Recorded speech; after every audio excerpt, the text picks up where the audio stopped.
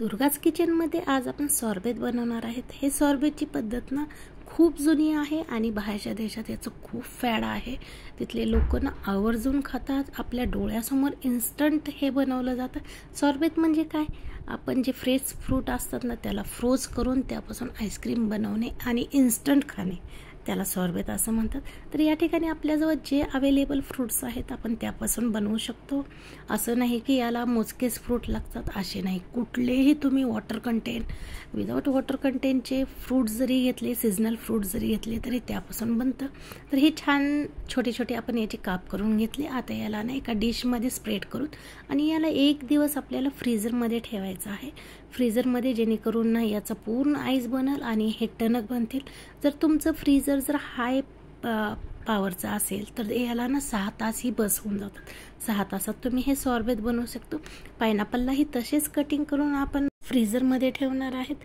आता हा ना आपल्या मँगोपासून आपण ह्याचंही सॉर्बेट बनवणार आहेत। अगदी अप्रतिम लागतं, खूप टेम्पटिंग लागतं आणि फ्रेश काहीतरी फ्रूट फ्रेश खाल्ल्याचा आपल्याला इतका छान आनंद भेटतो ना।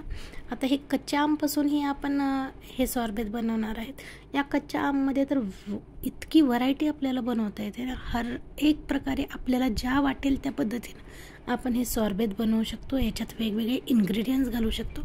आता हे पूर्ण फ्रीझर 1 दिवस मी केलेलं आहे। याचा टणकपणा ऐकला तुम्ही, असं पूर्ण बर्फ बनायला पाहिजे हे। चला तर सॉर्बेट करूत आपण। या ठिकाणी मी हाय पॉवरचं मिक्सरचं जार यूज करणार आहे आणि दुसरं थोडंसं कमी पॉवरचं। ह्या दोन्ही मिक्सरच्या जारमध्ये मी तुम्हाला करून दाखवते। मोस्टली याला ना हाय प्रेशरचं मिक्सर लागतं किंवा सॉर्बेट बनवण्यासाठी ना एक कोल्ड प्रेस ज्युसरही असतं, तेही तुम्ही यूज करू शकता। त्याच्यामध्ये तर अप्रतिम हे सॉर्बेट बनतं। हा गोंद कतिरा आहे। आपल्याला या ना सॉर्बेटला जेली फॉर्म म्हणजे असं स्ट्रक्चर द्यायचं आहे, त्याच्यामुळं मी गोंद कतिराचा वापर करत आहे।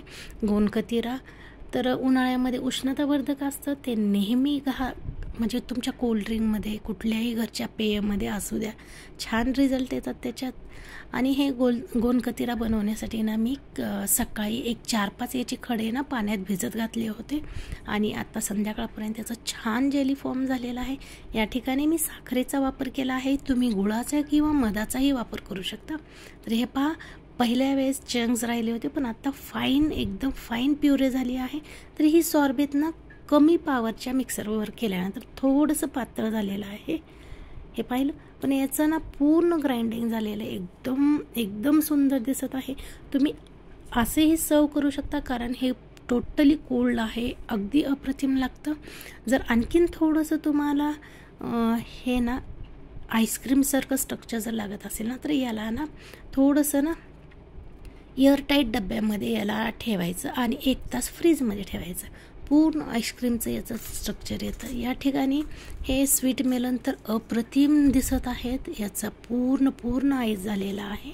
तर आता या स्वीट मेलनमध्येही आपल्याला करता येतं। स्वीट मेलनचं मोस्टली आईस्क्रीम नाही भेटत, तर हे सॉर्बेट बनवून तुम्ही खूप छान आवडीनं खाऊ शकतात।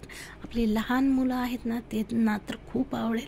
चतकोर चमचा आपण याही ठिकाणी गोंद कतिरा घातला आणि 1 चमचा आपण साखर घालणार आहेत। या ठिकाणी तुम्ही मधाचाही वापर करू शकता। तर गोंद कतिराला ज्यांना पोटाचे प्रॉब्लेम असतील ना त्यांनी थोडंसं अवॉइड करावं। हे उष्णतावर्धक आहे पण तेवढंच त्याचे साईड इफेक्टही असतात। याचं स्ट्रक्चर तर अप्रतिम आलं आहे, असंच आपण सर्व करू शकतो। अप्रतिम लागतं, मला तर आत्ताच याची खायची इच्छा झाली आहे। आपल्या दुर्गाज किचन चॅनलवर ना असेच नवनवीन व्हिडिओ येत असतात, तर तुम्ही नेहमी त्याला लाईक करा, शेअर करा आणि सबस्क्राईब करायला विसरत जाऊ नका।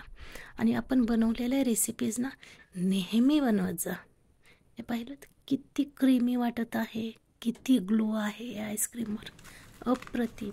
या ठिकाणी ना आपण हे ना पायनॅपल करूत आपण। या पायनॅपलचं सॉर्बेट बनवताना थोडंसं तुम्ही मीठही याच्यामध्ये घालू शकता, थोडंसं काळं मीठ किंवा साधं मीठ, एकदम टँगी फ्लेवर आहे ना। याच्यामध्ये मी 1 ते 1.5 चमचा या ठिकाणी साखर घालत आहे, चतकोर चमचा मी या ठिकाणी हे गोंद कतिरा आणि मी अर्धा लिंबू याच्यामध्ये घालणार आहे, जेणेकरून ना खट्टा मिठ्ठा अप्रतिम फ्रेश लिंबाचा फ्लेवर कुठल्याही फ्रूट्समध्ये व्हेजिटेबलमध्ये अप्रतिम लागतो। यालाही चंक करून घेऊत। अप्रतिम दिसत आहे हे। यालाही मी ना एक एअरटाईट याच्यामध्ये ठेवणार आहे। आता ना कच्च्या कैरीचा आपण सरबत बनवू। या ठिकाणी ना कच्ची कैरी घेतली, चतकोर चमचा आपण या ठिकाणी गोंदकतिरा आणि 2 चमचे ना मी याच्यात साखर घालणार आहे। याच्यात 5 ते 6 ना मिंटचे पत्ते आपण घालू, जेणेकरून ना फ्रेश टँगी हे सरबत बनणार आहे। आणि 2 सिक्रेट इन्ग्रेडियंट्स, थोडंसं मीठ आणि चतकोर चमचा या ठिकाणी मी ना हे तिखट घालणार आहे। आता आपल्याजवळ जर लीडचे डब्बे नसतील किंवा तसं काही नसेल तर एक मी छोटीशी स्टीलची वाटी घेतली आहे आणि त्याला क्लीन रॅपनं ना मी पॅक करणार आहे, जेणेकरून ना याच्यामध्ये फक्त आपल्याला ना हवा जाऊ द्यायची नाही किंवा एअर जाऊ द्यायची नाही। त्यासाठी एअर टाईट आपल्याला पॅक करायचं आहे। वरून एक रबर लावलं। तुम्ही या ठिकाणी ना सिल्वर फॉईलचा पण वापर करू शकता। सिल्वर फॉईलनं पण छानसं हे ना पॅक होऊन जातं। हे आपलं फ्रेश मँगो 2 ते 1.5 चमचे आपण या ठिकाणी साखर घातली, थोडासा गोंदकतिरा आणि अर्धा लिंबू आणि मँगोचा फ्लेवर ना अगदी फ्रेश लागतो या ठिकाणी। आता हे साध्या मिक्सरवर केलेलं आहे, याचं पॉवर जास्त असल्यामुळं ना हे खूप छान असं फाईनली चॉप होतं। हे सर्व सरबत बनवा।